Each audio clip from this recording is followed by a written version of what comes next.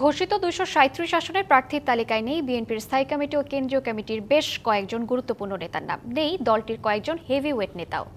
প্রার্থী তালিকায় নেই বিএনপির স্থায়ী কমিটির সদস্য নজরুল ইসলাম খান, বেগম সেলিমা রহমানের নাম। প্রার্থী তালিকায় নেই সিনিয়র যুগ্ম মহাসচিব রুহুল কবির রিজভী, যুগ্ম মহাসচিব হাবিবুল নবী সোহেল, সদ্য মনোনীত যুগ্ম মহাসচিব হুমায়ুন কবিরের নামও। নেই বিএনপি চেয়ারপারসনের উপদেষ্টা আব্দুস সালাম, মোয়াজ্জেম হোসেন আলাল, আমিনুর রশিদ ইয়াসিনের নাম। দলটির ভাইস চেয়ারম্যান আসাদুজ্জামান রিপন ও শামসুজ্জামান দুদুও নেই প্রার্থী তালিকায়, নেই রুমিন ফারহানার নামও।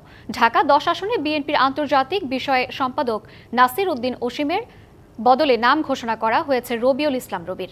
মাগুরার একটি আসন থেকে দলীয় মনোনয়নের জন্য ঢাকা মহানগর দক্ষিণ যুবদলের সদস্য সচিব রবিউল ইসলাম নয়নের কথা শোনা গেলেও বাদ পড়েছেন এই তালিকা থেকে। স্থায়ী কমিটির সদস্য সালাউদ্দিন আহমেদের স্ত্রী হাসিনা আহমেদ, মির্জা আব্বাসের স্ত্রী আফরোজা আব্বাস, ইকবাল হাসান মাহমুদ টুকুর স্ত্রী ও সাবেক সংসদ সদস্য রুমানা মাহমুদও বাদ পড়েছেন এই তালিকা থেকে।